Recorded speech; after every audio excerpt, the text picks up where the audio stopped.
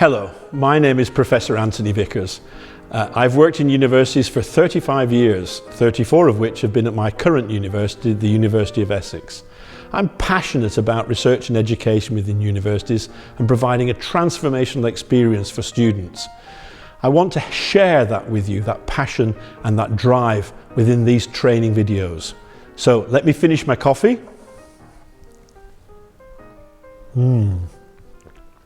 Let's get to work.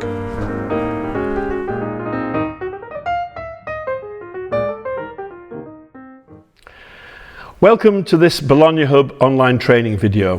The topic of this video is going to be work-based learning. So it's going to be broken into 5 topics, and those 5 topics are a refresher on module level learning outcomes and LOLA, designing a work-based learning module, designing a placement period module, degree apprenticeships, also known as dual degrees, and developing spin-out students. So let me turn to the first topic, which is a refresher on module level learning outcomes and LOLA. So, learning outcomes defined by the ECTS user guide are as follows: statements of what the individual knows, understands, and is able to do on completion of a learning process. Learning outcomes can be attributed to individual educational components and to programs as a whole.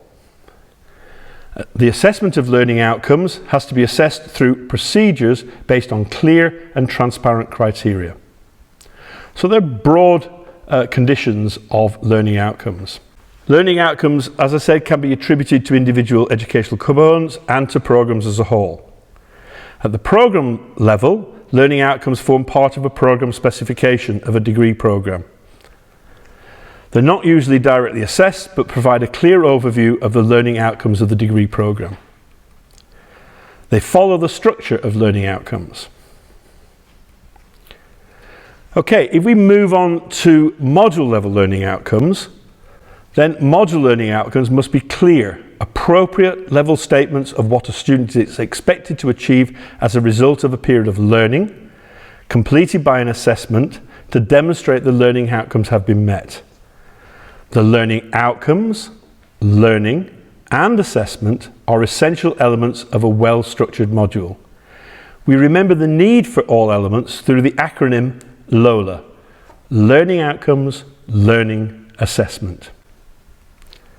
A good module level learning outcome is, amongst other things, active. It describes what students can do. It's attractive. Students want to achieve it. It's comprehensible. Students know what it means. It's appropriate to the student's current goals and career plan. It's attainable. Most students will mostly meet it with their effort. It's accessible. We can see if it has been achieved.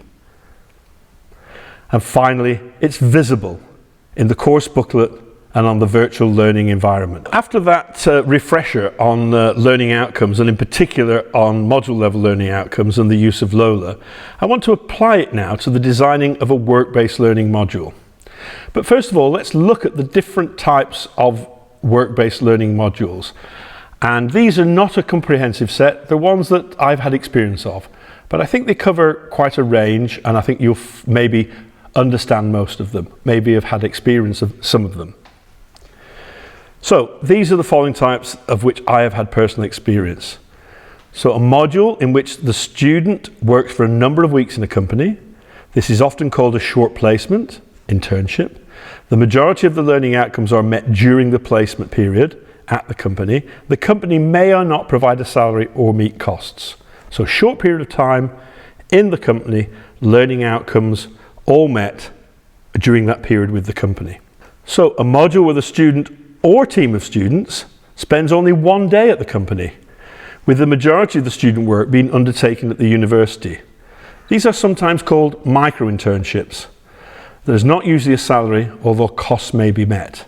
And typically, there'll be a period of learning at the university, preparing for the 1-day event, the 1-day event at the company, and then a period of analysis of what has been discovered at the company in that 1 day. It's quite an interesting model and I think can be used very effectively without too much disturbance of the company. So a third model is a module where the student or teams of students spend no time at the company, but work on a project supplied by the company. There may or may not be real or virtual contact.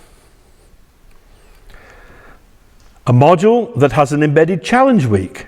During the week, a student or team of students work only on a project supplied by a company. All of their other duties are suspended. They're focused on that one activity for that one module in that 1 week. And the output is assessed at the end of the week, in our case, in a short interview. So it's very focused.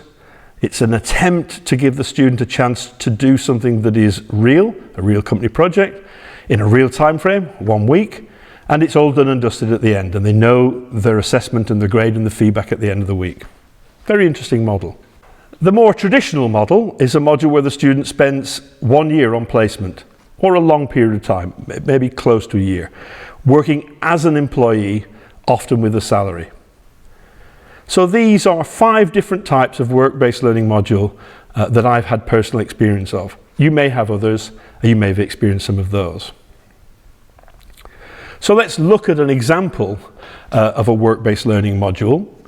And particularly, I'm going to pick the one where the students spend no time at the company, but work on a project supplied by the company. So in our case, it's a team of students, and they work on a project supplied by the company, and there may or may not be virtual contact. We have a number of these, and some companies agree to having face-to-face contact or virtual contact. It's not an essential element, but it obviously helps if it can be undertaken. So in my university, this is module CE299. It's taken by students in teams, and the module is very popular, and access to the module is limited by number, and the students that are chosen are those that have applied who have the highest grades. So it's a very restricted module. So the learning outcomes of the module are as follows. 1, describe the processes involved in project management and produce a project management plan. 2, use project management tools and techniques. 3, explain and justify their team's finished product. 4, report and reflect on their individual contribution to the team's effort. 5, demonstrate an understanding of professional, legal and ethical issues that affect the work of professionals in their discipline. 6, demonstrate the ability to research and use system development tools. And 7, produce a curriculum vitae and cover letter. So these are the 7 module level learning outcomes, all of which need to have a learning pathway and need to be assessed. Now that we've done the learning outcomes, remember for LOLA, we have to have the learning pathway and we have to have the assessment. So what is the learning pathway for this example work-based learning module? Well, you may have guessed some of it, so I'll just go over the detail. Students in teams are given a project description from a company. It's no more than a 1-page description. We don't try and ask the company for too much. And we don't want to over-specify the project because in this case, the students will use agile methodology to develop the solution. And in agile methodology, we don't start with a detailed specification. We start with a broad idea. The team is given enough information to start and meet with the company 2 or 3 times to review progress. Each student is expected to commit about 100 hours to the project, attend team meetings, and actively contribute to the project through use of project management tools. In our case, use of Jira project management tools, and the development of the product, which in our case is software, and that software is developed and stored on our GitLab server. So there are 2 tools that we use to support the students in their work that we can also use both to monitor progress and as part of the assessment at the end of the project. So the assessment, the last part of LOLA. The teams are assessed through 2 team reports, a team presentation, a challenge week, and an examination. And each of these elements of assessment are linked to those 7 learning outcomes that we had at the start of the module. So that's one example of a work-based learning module where the students spend no time in the company, but do work on a company project. So they're getting a sense of something real that's outside and part of what will be their professional life. So I'm going to pick another example from those different types of work-based learning modules. I'm going to pick the placement year. And again, at my university, we have a placement year module in my school, and that module is CE 300, the placement year. So let me give you a little bit about the description. It's a full year module available only to those students on degree courses which include the placement year. Students will undertake their placement at a host organisation. The student will be responsible for securing the placement with the assistance of the school and the faculty employability team. So we don't allocate placements, the students have to win them competitively. Sometimes the companies approach us and they look for applicants only from our university, or sometimes they're national competitions. But nonetheless, the students must acquire all of the skills that they require in order to secure the placement. The aim of the module is to give the student the opportunity to put their academic learning outcomes into a work context and to add work-related learning outcomes to their portfolio. I think all of you will be familiar with the concept of a placement year and internship and the value that it adds to a student's portfolio. Again, using the LOLA methodology, let's look at what the learning outcomes are for the module. So they are as follows: an experience-based knowledge of work roles, a capacity to connect subject-specific theory to practice in the work environment, to communicate with a range of colleagues and clients in a working environment, a capacity to work in a team within a work environment, and to improve personal professional practice through a reflective approach within a work environment. So you'll see that some of those learning outcomes could have been written in the context of a normal module within university. But here, the question is that it's within a company environment. So communicate with a range of colleagues and clients in a working environment. Very different. You couldn't recreate that truly in an educational module. So this is the difference to the work-based learning when you're in a placement, when you're actually at the company. So that's the learning outcomes. Let's look at the rest of LOLA. So we move on to the learning pathway. The module learning pathway is as a fully embedded employee of the company. So they are an employee, the company pays them a salary, they comply with the rules and regulations of being an employee. Part of the mechanism of the student starting may be to undertake certain health and safety training. They will have to completely operate as if they were a new starting employee. The assessments, which I'll list below in a moment, are designed to have minimal interference with the work experience, but to give an assessment of meeting the learning outcomes. So we don't want to really disturb the nature of being an employee. We don't want to add too many things that are on top of that, but we do want to know, did the student meet the learning outcomes? So on to the assessment, the last part of LOLA, the A in LOLA. The student is assessed on the ability to gain the placement, a record of the work undertaken, recorded in the planning JIRA, and a final reflective essay. So they're the ways in which we assess them, and you can see that they're not onerous. The ability to get the placement, clearly, if they are awarded it, then that is met. The record of the work undertaken, recorded in the planning tool. Now, many of the students will have a record of work within the company, so we are asking them to record it within our planning tool, but we have a very lightweight touch, and they use a methodology which is very simple, which is record plans, actions and reflections within the appropriate planning period of the company. That might be a week, it might be 2 weeks. And then the final reflective essay draws on that recorded tool for the students to reflect on, did I think I met the learning outcomes? And this is one of the really useful elements of a reflective essay. You can specifically ask a student to look at their learning outcomes and reflect on whether they felt that they met them. It's one of the reasons why I like the reflective essay. Okay, so now we're going to move on to what is known in the UK as degree apprenticeships. In Germany it's known as dual study degrees, or at least that's a rough translation. I know that these occur also in France, and they may be present in other countries. And I really define this as work embedded learning. So in this case, the student is first and foremost an employee of the company, an employee for the whole duration of the degree. but they spend periods of time also studying, working towards the award of that degree.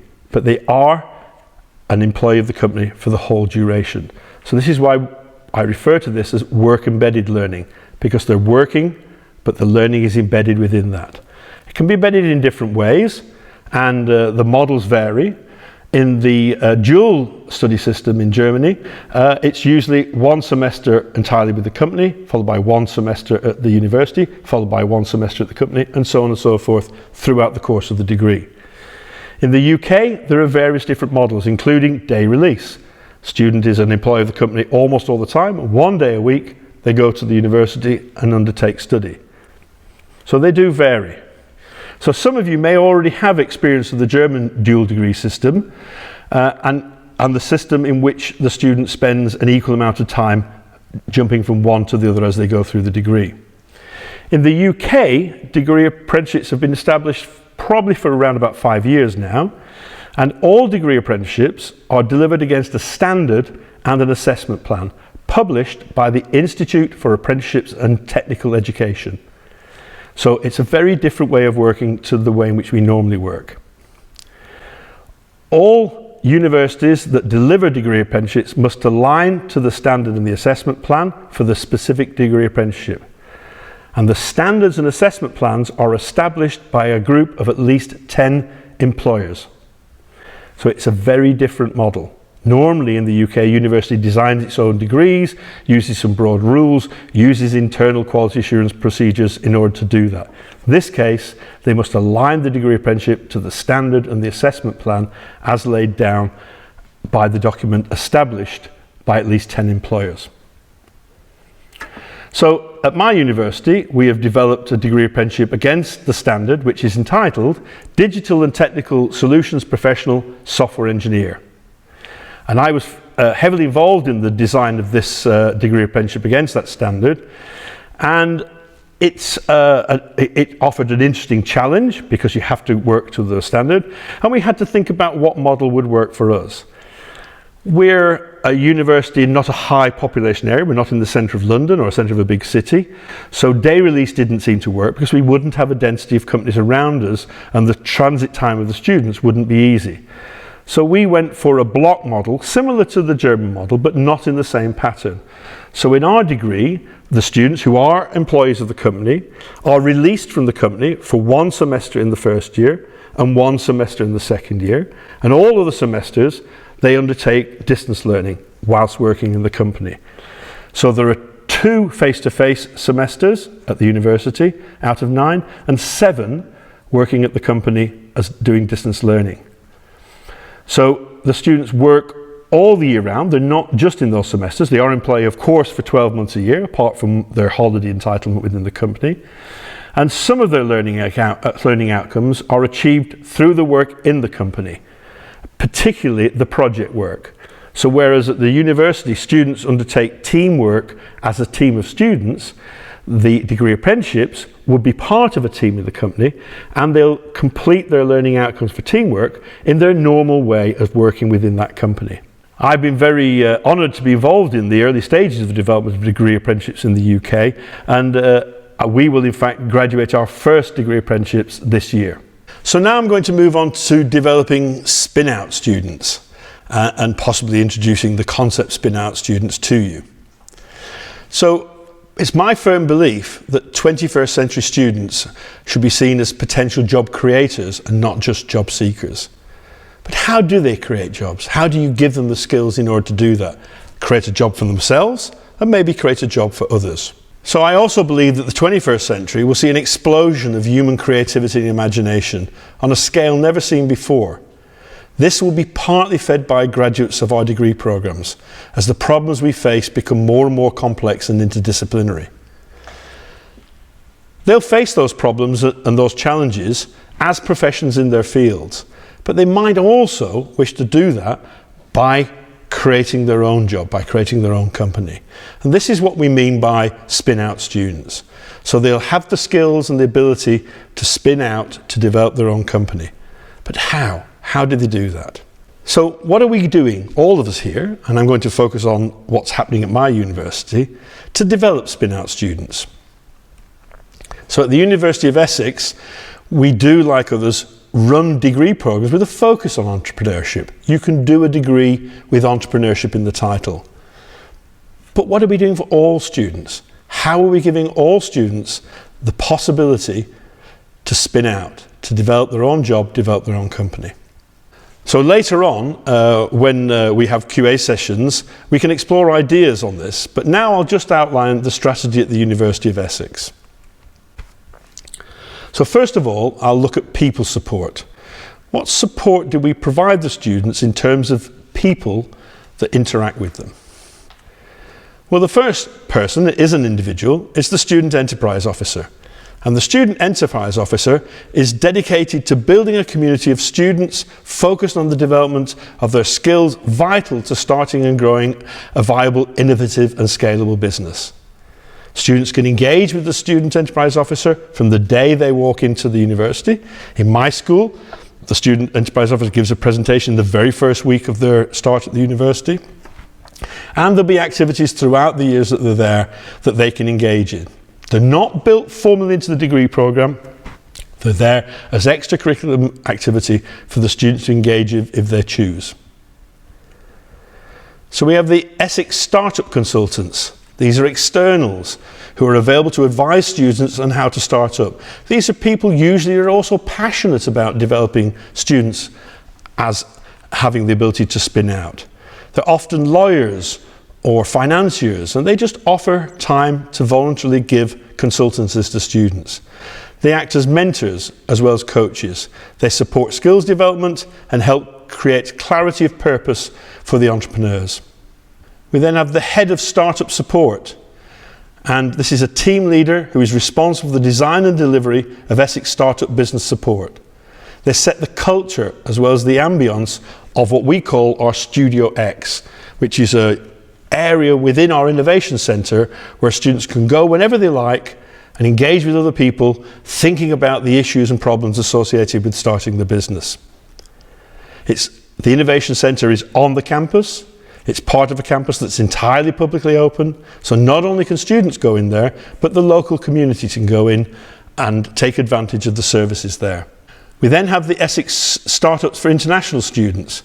International students who come to the United Kingdom come on a student visa. When they graduate, that visa ends. If they wish to stay in the UK, they can opt for a visa associated with starting a business. And the University of Essex support those students to do that using our Innovation Centre and our Studio X. We then have the Innovation Centre Management Team. This is a commercial organisation, Oxford Innovation, and they run the bulk of the Innovation Centre, leasing space to companies who want a short-term lease to help start the company. So we hope and plan that some of the students will move from Studio X, this sort of incubator space, into taking up a real space for a fixed period of time, and then maybe one day taking up one of the units in another part of our campus, the Parkside unit, where they would lease for a longer period of time, 3, 4, 5 years. So students have got this method of starting, understanding what they need to do, going to the Studio X, maybe going eventually to renting space within the Innovation Centre, and then maybe a long-term lease in Parkside. So they can build their company from an idea to an established unit all within our campus and supported throughout their degree. I'm sure many of you do something similar. There are lots of examples of this, and really this is a real 21st century issue, giving our students the ability to spin out. Let me look at one particular aspect of that support, which is undertaken by the Enterprise Officer, and that's the mini boot camps. So I'm just going to take you through some of those mini boot camps. So there's a Get Ready boot camp. All our 4-hour mini boot camps are bite-sized and fun, and you can join as many as you want. So you just go along. Maybe you think, oh, that's not for me, or maybe you think, wow, that was exciting, I can't wait for the next one. So they're running on the campus. Students come in, engage with them. Ideas creation validation, get real. See if you have what it takes to be an entrepreneur. Start generating ideas and see if they actually work. So this is how you take an idea and start to get validation. Now, it's difficult to self-validate. I have an idea. Of course it's a good idea. I try that idea on somebody else. Do they think it's a good idea? They might say, yeah, but what if? How about? So that's the ideas creation and validation. It's giving a community of people that feel confident to share ideas, test them with each other, give feedback to each other. Modeling and planning, the nitty-gritty. Develop what it is in your business that stands for, and define your ideal customer. So what are you trying to do? What is your product? Who are your customers? So getting down to the nitty-gritty, as we say in English, modeling and planning. This is a phase that sometimes challenges students. It's not the exciting bit, it's not the brainstorming, it's really doing the serious bit. And some of them may fall by the wayside at this point, but they need to get through this stage. Refining. Get out there. Work on your communication skills. Understand branding and modeling. Get creative with vision boarding. So you need to be able to sell this idea. You're going to eventually go to people who you want to give you money to help start this business. So this is the refining stage. So mini boot camps take you through this process, help students, and of course they can go to as many of these as they want. They might repeat the same one in a couple of years. They may only go for just curiosity. Taking entrepreneurial training can help you in any way in life. It doesn't have to mean you're going to be an entrepreneur, you're going to start a business. But the mini boot camps are really interesting and exciting. Last stage, business ready. Convey your story, get funding, and improve your presentation skills. Are you going to win that money? Does everything look absolutely or near absolutely perfect? Is somebody going to actually hand money over to you because they now understand what you're trying to do and they're willing to invest in you? So business readiness is this last stage. So take you through the boot camps, get ready, ideas creation and validation, modeling and planning, refining, business ready. So imagine taking that journey yourself. Imagine students taking that journey. It's quite conceivable that staff would attend some of these. They're quite engaging, and you can imagine that the student enterprise officer needs to be somebody that can take this through and give students the experience that they want. Okay, so now I want to give you a summary of your learning outcomes. You might have thought I could give you the learning outcomes at the start of this video, but it's often interesting to give them at the end in this type of video and allow you to then reflect on them afterwards. So let me give you the 4 learning outcomes that I believe are relevant to what I've taken you through. So you've gained an awareness or a refreshment of your knowledge of work-based learning. You've observed an assessment of the learning outcomes, learning pathway and assessment, written for 2 different examples of work-based learning modules. You've gained knowledge of the degree apprenticeship system in the UK and how it embeds learning in the workplace. And you've gained knowledge of support staff and structures that can help build to support students with their ambitions to create jobs through entrepreneurship. So there are your 4, I believe, learning outcomes. Read through them, think about them. Decide, did you achieve those learning outcomes through this video? So it only leaves me now to say goodbye. So I will say goodbye.